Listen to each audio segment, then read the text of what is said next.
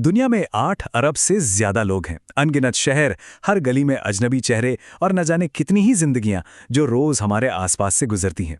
लेकिन फिर भी कभी सोचा है कि किसी इंसान की जिंदगी में कोई एक विशिष्ट व्यक्ति ही क्यों आता है? उसी एक इंसान से मुलाकात क्यों होती है और उसी के साथ जीवन भर का बंधन क्यों जुड़ता है? तो चलिए आज सीधे इस विषय की गहराई में उतरते हैं। अपने इस विश्लेषण में हम गरुड़ पुराण और प्राचीन कर्मशास्त्र के नजरिए से शादी के इस गहरे रहस्य को डिकोड करेंगे। हम मिलकर ये समझेंगे कि क्या ये सब महज एक इत्तेफाक है या फिर कोई ऐसी पुरानी कहानी जो बस दोबारा शुरू हो रही है।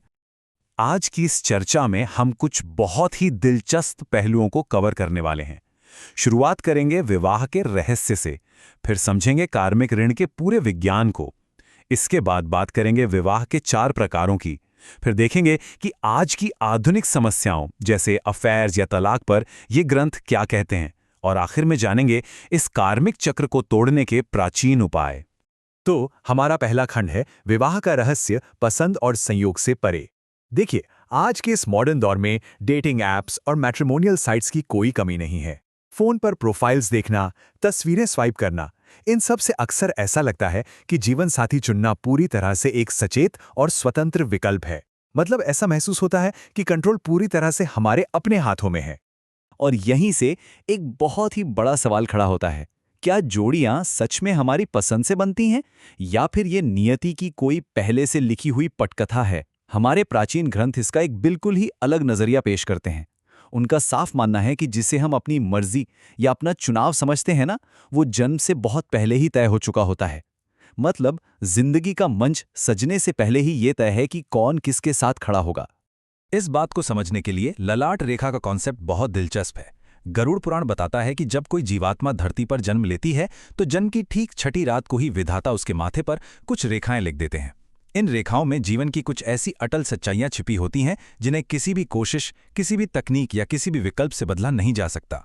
तो आखिर वो अटल सच्चाइयां हैं क्या? ग्रंथ बहुत ही स्पष्ट रूप से कहते हैं कि 3 चीजें पूरी तरह से फिक्स हैं: मृत्यु का समय, हमारे माता पिता और हमारा जीवन साथी। इसका सीधा सा अर्थ ये हुआ कि जीवन साथी का मिलना कोई रैंडम इत्तेफाक नहीं है, बल्कि एक बहुत ही सोच समझकर बनाई गई ब्रह्मांडीय व्यवस्था है। अब आते हैं दूसरे हिस्से पर, कार्मिक ऋण। अगर साथी पहले से ही तय है तो आखिर पूरा ब्रह्मांड किन्हीं 2 विशिष्ट लोगों को ही एक साथ क्यों लाता है? इसके पीछे वो कौन सा मैकेनिज्म है जो 2 अनजान लोगों को एक दूसरे की ओर खींचता है? इस पूरे रहस्य के पीछे का जो असली विज्ञान है वो है ऋणानुबंध।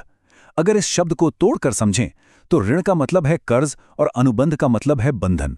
असल में ये हमारे पिछले जन्मों के अनसुलझे भावनात्मक या भौतिक लेनदेन से बना एक बेहद मजबूत कार्मिक बंधन है। मान लीजिए पिछले जन्म में किसी ने किसी को धोखा दिया हो या किसी ने निस्वार्थ भाव से किसी की सेवा की हो, ये सारे अधूरे हिसाब किताब आत्मा के साथ जुड़ जाते हैं।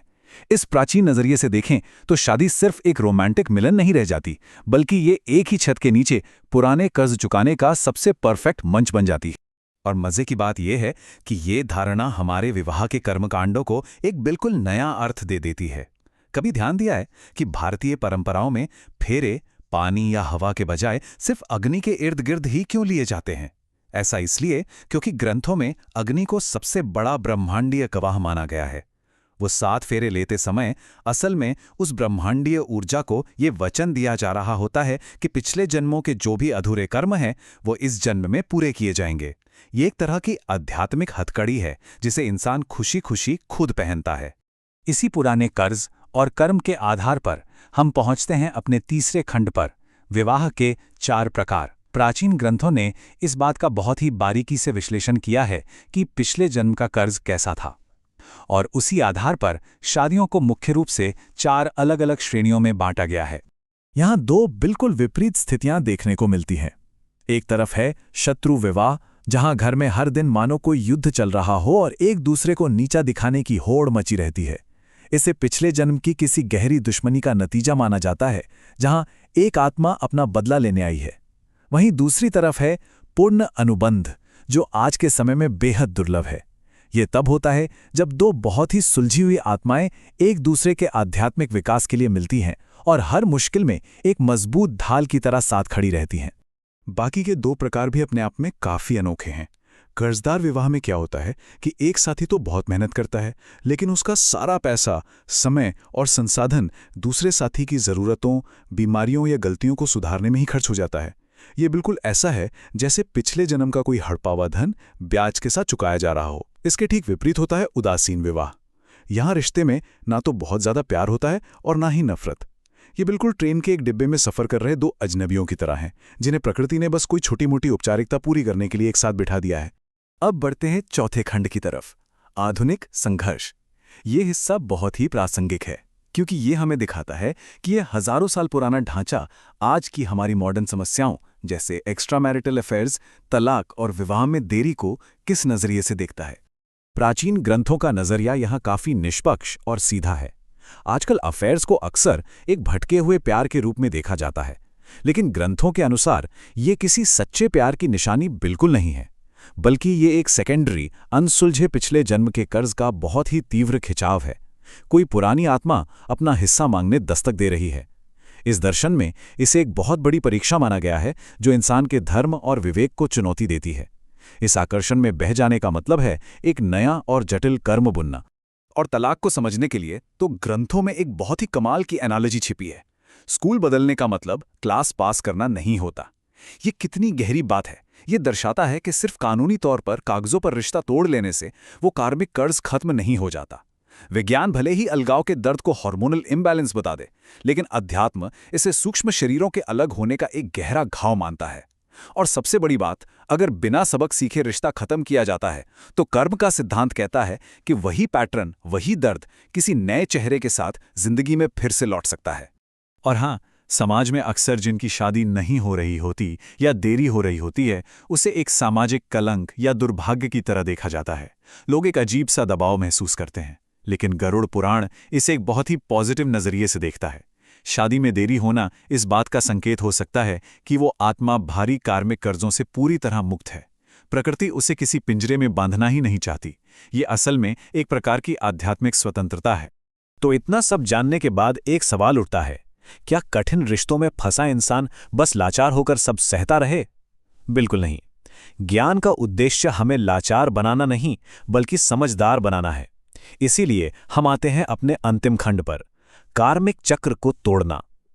ऋषियों ने उन लोगों के लिए कुछ बहुत ही व्यवहारिक समाधान दिए हैं जो इन तीव्र कार्मिक बंधनों में फंसकर पीड़ा झेल रहे हैं। इस चक्र से बाहर निकलने के 3 प्रमुख कदम बताए गए हैं। पहला है साक्षी भाव, यानी एक दर्शक का दृष्टिकोण अपनाना। जब यह समझ आ जाए कि सामने वाले का बुरा व्यवहार दरअसल एक पुराने कर्ज की वसूली है, तो इंसान खुद को पीड़ित मानना बंद कर देता है। दूसरा और सबसे शक्तिशाली उपाय है मोक्ष क्षमा। रात में जब साथी सो रहा हो और उसका अहंकार बिल्कुल शांत हो, तो मानसिक रूप से उन्हें माफ करना और खुद को भी उस बोझ से मुक्त करना। और तीसरा है दान और सेवा। जब हम दूसरों के घर बसाने में या जरूरतमंदों की मदद करते हैं, तो ब्रह्मांडीय नियम के अनुसार हमारे अपने जीवन में भी शांति और समाधान आने लगता है। इसी से जुड़ा एक और बेहद दिलचस्प पहलू है गर्भ संस्कार का विज्ञान। ग्रंथ स्पष्ट चेतावनी देते हैं कि पार्टनर्स के बीच जिस तरह की ऊर्जा, विचार या फ्रीक्वेंसी होती है, वे ठीक उसी स्तर की आत्मा को गर्भ में आमंत्रित करते हैं। अगर किसी रिश्ते में लगातार गुस्सा और क्लेश बना हुआ है, तो आने वाली संतान भी वही भारी ऊर्जा लेकर आएगी। ये हमें याद दिलाता है कि विवाह और परिवार आगे बढ़ाना कोई रूटीन घटना नहीं, बल्कि एक बहुत ही सचेत और जिम्मेदारी भरा कदम होना चाहिए। खैर, अब हम इस विश्लेषण के बिल्कुल अंत में आ गए हैं, और ये पूरी चर्चा अपने पीछे एक बहुत ही गहरा सवाल छोड़ जाती है। क्या जोड़ियां सच में स्वर्ग में बनती हैं, या फिर हमारे अपने ही कर्मों द्वारा गढ़ी जाती हैं? जब हम मानवीय संबंधों की उलझनों को इस प्राचीन कार्मिक चश्मे से देखते हैं, तो हमारी बहुत सी शिकायतें अपने आप खत्म हो जाती हैं, और पीछे रह जाता है तो बस एक स्वीकार भाव। क्या ये नजरिया हमारे रिश्तों को देखने का तरीका बदल सकता है? ये निश्चित रूप से विचार करने योग्य है। इस गहरे रहस्य को समझने की इस यात्रा में साथ जुड़ने के लिए बहुत बहुत धन्यवाद।